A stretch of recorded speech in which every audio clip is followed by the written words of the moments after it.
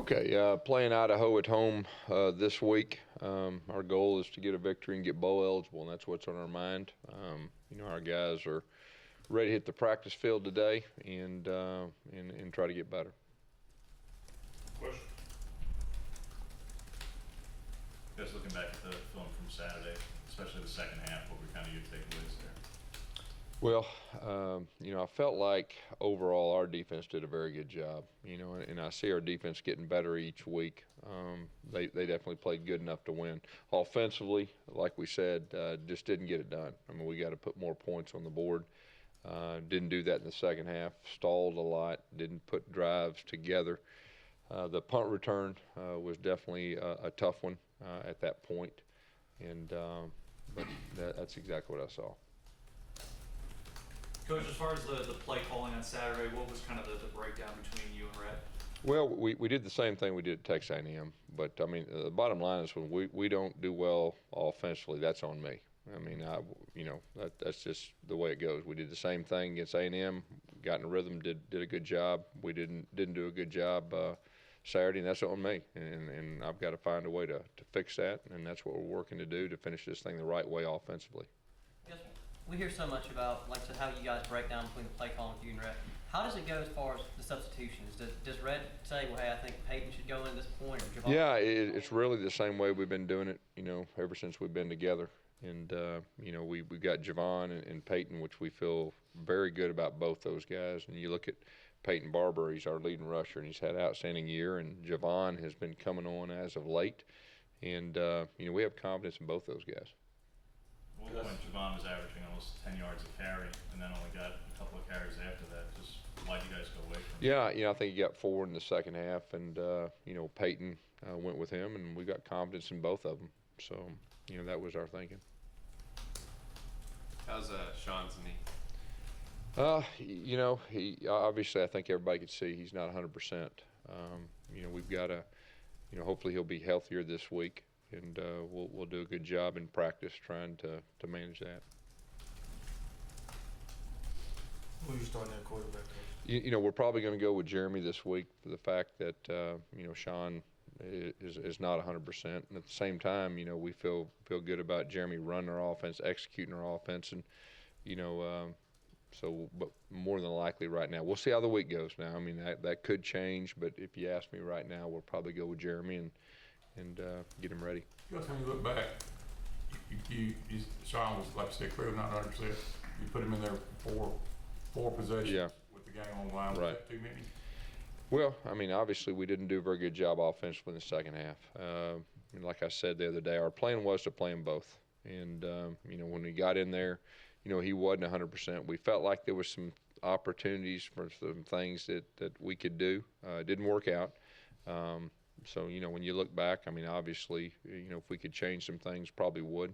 But that was our plan going in. We thought he was a little healthier than he was, but, we've got to get him healthy before he gets back on the field. Were there times during the game or even when you watched the tape where you could tell that the knee was really affecting the way you throw the ball and play? During the game you could see, but when you look back and you gather all the information on film, I mean you can tell. If he's feeling that way again, similar to last week, would you play him this week? Well, like I said earlier, we'll probably go with Jeremy. We got to get him healthier. We got to get him healthy to get out on the field to be successful. Gus, why not give another quarterback a chance? Wallace, maybe give him a couple starts. Yeah, Wallace has got a lot of reps. When Sean was hurt, specifically the Texas A&M week, and as a coach, you evaluate your guys, your guys, and you try to put who out there gives you the best chance of being successful. And so that's kind of what we've been doing. And Jonathan also has a role of playing wide receiver too, which you see the last 2 weeks has gotten a lot of reps at that and really performed pretty well. Coach, on the quick pop to the outside, how much of it is not getting that block when you look back at the film? How much of it is the receiver not able to make it? I think it's a combination of a few different things. We got to do a better job blocking and do a better job executing when we do throw it out there. Austin Golson, how's he doing? Yeah, it's going to be tough on Austin to play this week. I know he'll want to, and he'll try, but I think it's going to be tough. And you know, Danzy's a guy that really came in there and did a solid job for us. On Saturday, you know, he's got a lot of, he started games last year. He got a lot of experience. He's a savvy guy. He's been playing center for about 5 weeks, so we feel very comfortable with him. Was the number 2 guy there would be Avery? Yeah, Avery's got reps before, and we'll get him some reps, this week. What's the timeline on Dan Pierce's return? I'm not ready to tell you. I mean, I really don't know right now. I mean, possibly by the end of the year, but he's not going to play this week. How tough is that on him, just given that, if he wasn't hurt, he would have been first in line to be playing? Yeah, it's probably tough, yeah. How about Sean Coleman for this game, guys? You know, Sean got a little banged up. We'll see how this week goes. He finished the game, but he is a little banged up.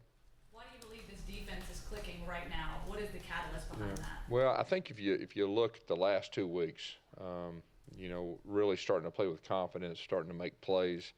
The front is being very disruptive. The linebackers are playing well. Our secondary is playing well, and they're starting to play with a lot of confidence. And so putting 2 back-to-back weeks like that's very encouraging.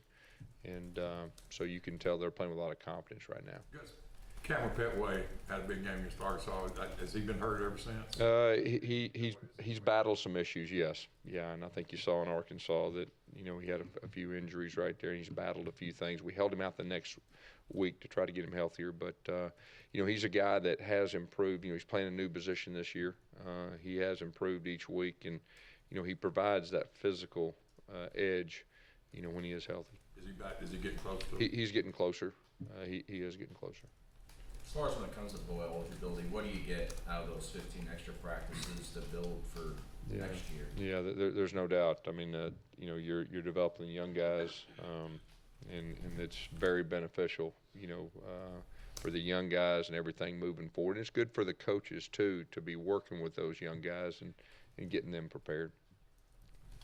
Coach, you only have a handful of passing plays that have gone for 10 or more yards the last 2 weeks. How important is it to open up the board? Yeah, well, that's what we've got to solve. I mean, we've got to have more explosive pass plays, and that's we were able to run the football effectively enough at Texas A&M where we only needed a couple of them. I think we had 2 or 3. As far as that last week, we didn't have that many. Just through 10 games, how would you grade out the wide receivers this season?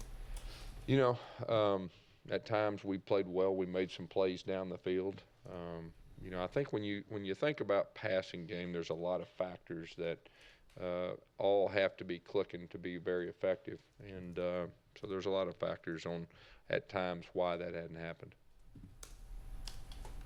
Anything specifically as to why Jeremy struggled at times, Gus? What's that? Anything specifically as to why Jeremy was struggling at times? Well, early in the year, obviously, he went through a storm, but, the last 2 weeks, he's really starting to settle in, and you can see him getting his confidence back and managing the offense. You don't think he took a step back against Georgia? I mean, he could have played better, but he also did some good things. And, we could have played better around him, too. Did you see a different Jeremy after he threw that interception than you did earlier in the year mentally? Oh, yeah. No, I mean, he put it behind him, and he was ready for the next play, and that's what you have to do. When Robert left him in the game, it looks like he's been playing pretty well. Did he grade out that way? Yeah, he did. Robert's had a very good year for us, and he's played some tackle, some tight end. When Sean went down the other day, he went in there. That was our scoring drive, and ran behind him a couple times, and really is starting to play with more confidence. And he's been a big positive for our offense this year.